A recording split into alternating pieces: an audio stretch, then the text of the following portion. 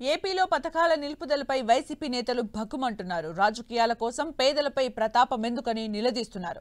పథకాల నిలుపుదల వెనుక చంద్రబాబు ఉన్నారని ఆరోపించారు. తన బినామీల ద్వారా కేసులు వేయించి ప్రభుత్వ పథకాల నిధులు ప్రజలకు చేరకుండా చంద్రబాబు అడ్డుకుంటున్నారని విమర్శించారు.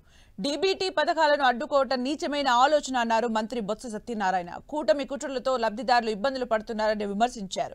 ఏపీలో సంక్షేమ పథకాల నిధుల విడుదలకు ఈసీ అనుమతి ఇవ్వకపోవడంపై వైసీపీ ఎమ్మెల్సీ లేళ్ల అప్పిరెడ్డి ఆవేదన వ్యక్తం చేశారు. విపక్షాల ఫిర్యాదుతో అమలైన పథకాలపై ఆంక్షలు విధించడం దారుణమని అన్నారు.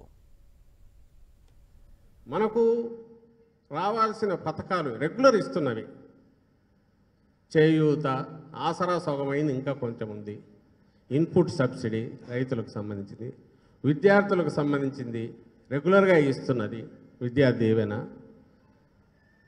అలాగే సున్నా వడ్డీకి సంబంధించి 5-6కి సంబంధించిన పథకాలు పెడితే అవి వాటిలో విద్యా దీవెన, ఇన్పుట్ సబ్సిడీ ఎలక్షన్ల తర్వాత ఇచ్చుకోండి అని ఈరోజు లెటర్ వస్తుంది.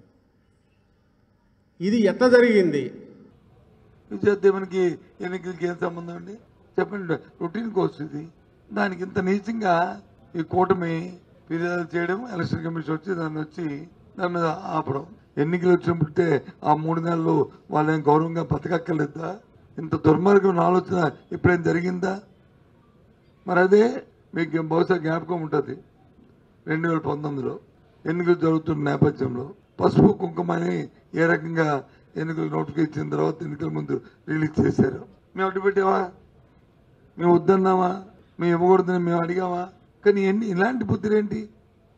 ఈరోజు ఆంధ్ర రాష్ట్రంలో జరుగుతున్నటువంటి పరిణామాలను చూస్తూ ఉంటే ఎన్నికల కమిషన్ విశ్వసనీయత మీదే ప్రజలందరూ కూడా అనుమానాలు వ్యక్తం చేస్తున్నటువంటి పరిస్థితులు ఈ రాష్ట్రంలో చూస్తూ ఉన్నాం.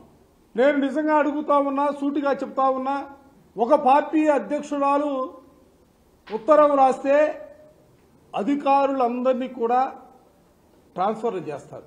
ఒక పార్టీ అధ్యక్షుడు ఉత్తరం రాస్తే రాష్ట్రంలో ఆన్ గోయింగ్ స్కీమ్స్ గా ఉన్నటువంటి సంవత్సరాల తరబడిగా ప్రతి సంవత్సరం కూడా ఇస్తున్నటువంటి స్కీమ్స్ ని ఆపివేస్తారు. ఏమిటిదని అడుగుతా ఉన్నా.